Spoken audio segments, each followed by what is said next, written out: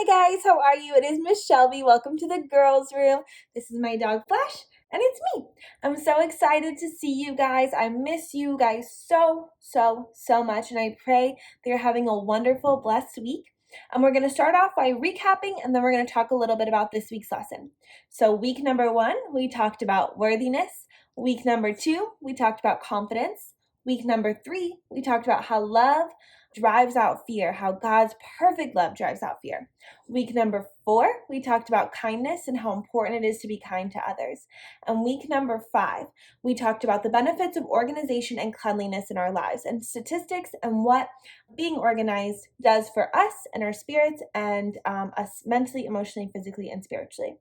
This week, we're going to be talking about something super awesome and something that I believe each one of you has inside of your heart. The Bible verse I decided to model this lesson after was Hebrews 13, 5, and 6.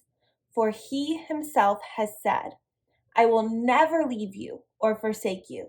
So we may boldly say, the Lord is my helper. I will not fear. What can man do to me? Guys, this is such an awesome Bible verse. I want you guys to really think about what this means. So let's break it down. For he himself has said, I will never leave you or forsake you. How does it feel to know that God is always with you? He tells us never. Never means no matter where we are in our life, no matter the situation, he is always with us. He lives within our hearts every single day from now all the way until we're old. Then it says, so we may boldly say, the Lord is my helper. I will not fear. Do you believe that the Lord is your helper? And does it make it easier to not fear knowing that he's your helper? I think about this in my life.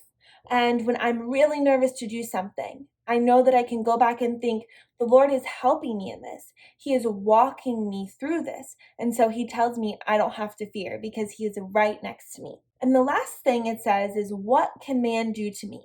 And it asks it as a question. What can man do to me?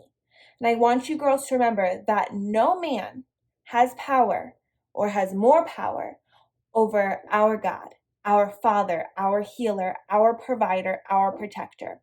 No man has power over us when we stay and rest in the promises of God. And so this lesson today is about being brave and courageous. And you're able to be brave and courageous because the Lord, our God, lives within us and how he helps us move throughout seasons where we don't feel that way. And so does it make you guys feel more brave and courageous knowing that the Lord is on your side? And in what areas of your life do you feel brave and courageous in? And what areas of your life do you need to work on feeling brave and courageous in? And it's okay to not always feel perfectly brave or perfectly courageous. As you continue to learn this lesson, as you continue to move through life, anytime you become fearful, I want you to remember, the Lord is my helper. So maybe you have a math test. Remember, the Lord is my helper. He tells me not to fear. Or maybe you're trying a new experience for the first time. Remember, the Lord is my helper, and he tells me not to fear. So I want you girls to remember and write down, I want you guys to do this activity is to write down what you are going to be brave in this week. And so really be thinking, what am I going to be brave in? What am I going to challenge myself to do?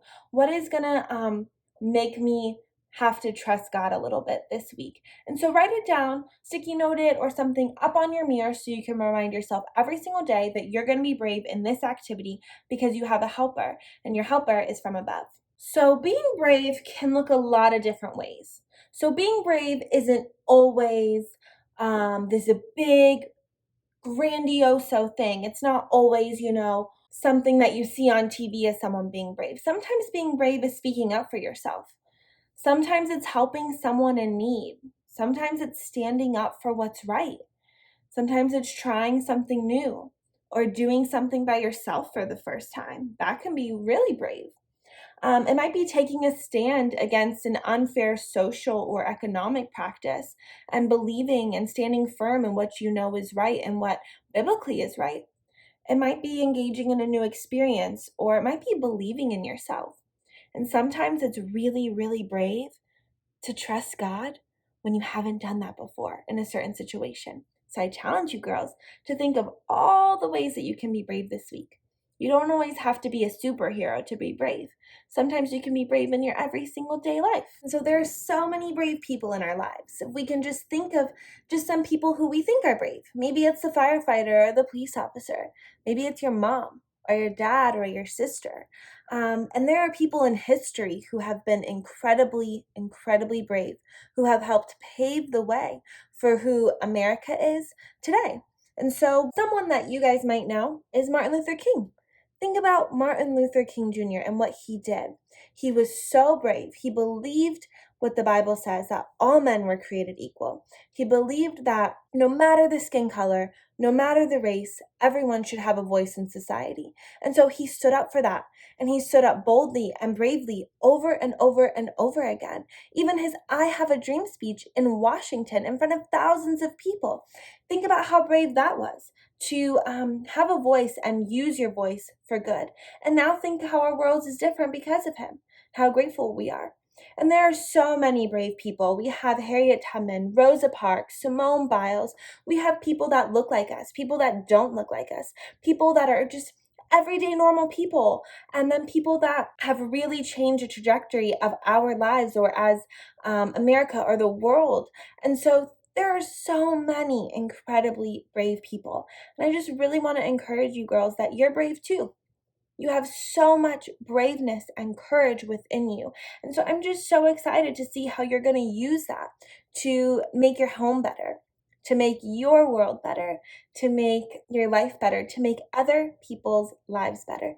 And so remember, it's not always easy to be brave, but with God as our helper, our provider, how he tells us that he will never leave and never forsake us, that he is always, always with us, we know that we can be brave. We know that we can stand in the midst of fear and have someone right next to us the whole entire time. And so I am just so excited. I love you girls. I'm excited to see how you choose to use your bravery and your courage to make the world a better place. All right, I'll talk to you next week.